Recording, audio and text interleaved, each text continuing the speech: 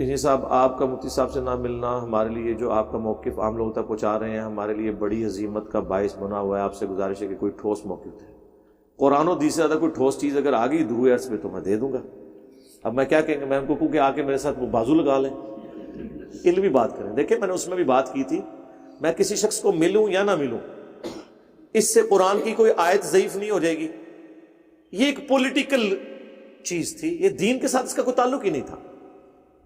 چونکہ میری بنیادی شرط یہ تھی کہ میں نے صرف ان موضوعات پہ بات کرنے کے لیے ایک بندے کو اجازت دی ہے جو عقیدے کے مسئلے، اور دوسرا میں نے کہا تھا کسی مولوی کو نہیں بٹھانا، اگر لانا ہے تو تقی عثمانی صاحب کو لے آؤ۔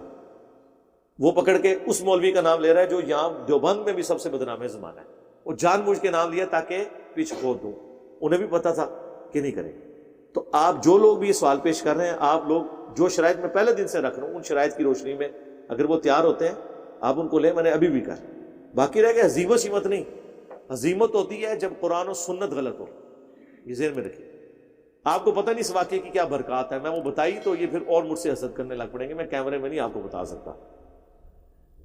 اس واقعے کے بعد جتنا میں نے کھل کے مکتب دیوبند کا علمی رد قرآن و سنت کی روشنی میں کیا ہے، اس سے پہلے میں نہیں کر سکتا تھا۔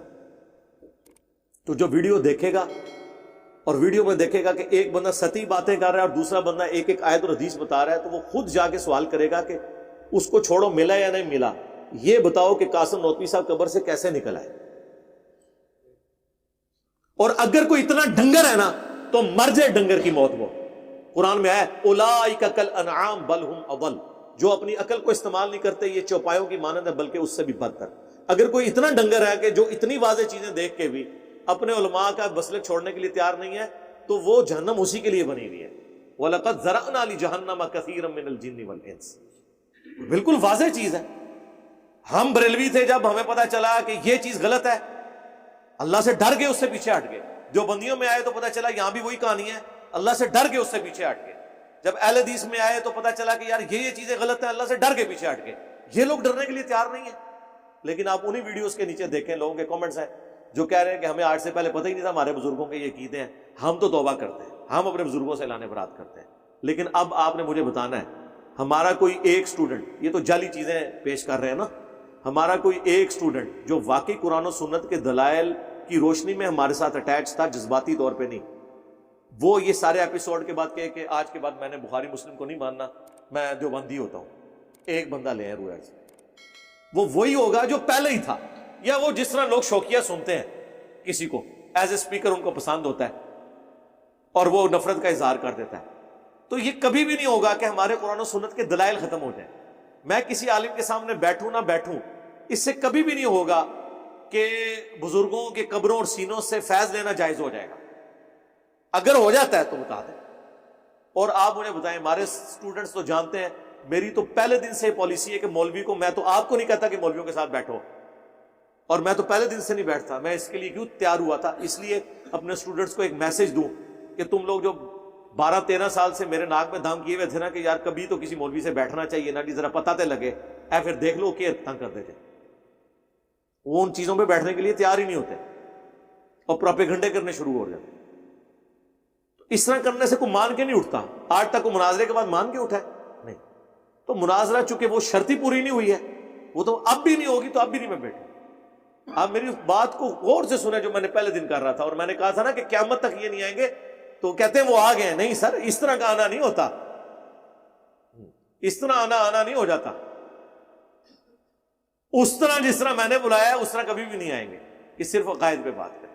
اور یہ میری کرامت نہیں ٹوٹی، اور میں نے اس ویڈیو میں بھی کہا تھا کہ اگر یہ کرامت ٹوٹ گئی میری تو میں اسے اجتہادی خطا سمجھ کے خوش ہو جاؤں گا، اور مجھے خوشی ہوگی کہ کرامت ٹوٹی ہے۔ جس طرح بخاری مسلم میں آیا، نبی علیہ السلام فرمایا بعض اوقات میں قسم اٹھا لیتا ہوں کسی معاملے میں، اور بعد میں مجھے احساس ہوتا ہے کہ اس کی مخالفت کرنے میں بہتر ہے، تو میں اپنی قسم توڑ کے اس کا کفارہ ادا کر کے وہ کام کر لیتا ہوں۔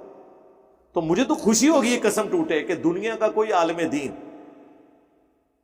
جس کی لاکھوں میں ویورشپ ہو، ابھی تک تو میری نظر میں 2 ہی بندے ہیں، طارق جمیل صاحب اور طارق مسعود صاحب، تیسرا تو کوئی نہیں ہے دیوبند میں، یہ تقی عثمانی صاحب ان کے بڑے ہیں۔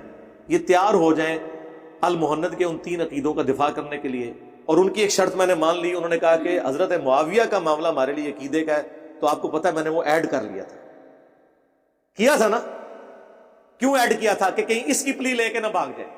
تو میں نے کہا تھا ٹھیک ہے حضرت معاویہ کے بارے میں جو کچھ کرنی بات آ کے کر لو، لیکن اگر تم مجھ سے رفع الیدین پہ باتیں کرو گے، آمین بالجہر پہ کرو گے، تو یہ ٹائم کا ویسٹیج ہوگا. کیوں؟ وجہ یہ ہونی ہے کہ جو مار عقیدوں میں ان کو پڑھنی ہے اس کی ریکوری وہ اس طریقے سے کرنا چاہیں گے. ہونی اس میں بھی کوئی نہیں ریکوری، لیکن اس میں نقصان ہمارا کیا نقصان ہے؟ دیکھیں اگر میں پبلکلی رفع الیدین کے بارے میں کسی سے بحث کرتا ہوں تو اس بحث میں دیوبندی پبلک مفتی صاحب کے ساتھ کھڑی ہوگی، کیونکہ وہ تو چاہیں گے کہ کسی طریقے ہمارا رفع الیدین، ترک رفع الیدین ثابت ہو جائے. لیکن اگر میں کہوں کہ قاسم نوتوی صاحب قبر سے کس طرح نکل آئے، قبروں سے، بزرگوں سے اور سینوں سے فیض لینا کیسے جائز ہو گیا، تو دیوبندی عوام کیا اس عقیدے کو صحیح سمجھتی ہے؟ دیوبندیوں کا تو عقیدہ ہی نہیں ہے، وہ تو کہتے ہیں بریلوی یہ کام کرتے ہیں. تو اس مسئلے میں جب میں یہ بات کر رہا ہوں گا تو دیوبندی عوام مفتی صاحب کے ساتھ کھڑی ہوگی یا میرے ساتھ؟ میرے ساتھ. تو اور صرف نہ صرف دیوبندی عوام بلکہ دیوبندیوں کے بڑے علماء بھی کہیں گے مفتی صاحب اے ساڑا پردہ تسی کیوں چکوا چھڑیا، اسی تے بریلوی دیوبندی لادا دو امپائرز ہی اس بنیاد تے قائم کیتی سن کہ ایک قبر پرست نے اور اسی قبرہ تو نہیں منگ دے. تو اس میں میری ون ون سچویشن ہے. تو میرے بھائی ظاہر ہے کہ جو میں نے تو اسی بات پہ کرنا ہے. اور دوسرا لاجیکلی قادیانیوں سے اس وقت تک بات نہیں ہوگی جب تک ختم نبوت سیٹل نہ ہو. قادیانی بھی حنفی ہیں، وہ بھی رفع الیدین نہیں کرتے. اب وہ کہیں رفع الیدین پہ بحث کرو، نہیں، ختم نبوت پہ بحث. تو یہ لاجیکل ہے. حزیمت سیمت چھوڑ دیں، علمی بات کریں، اور علمی بات میں نے آپ کے سامنے رکھ دی.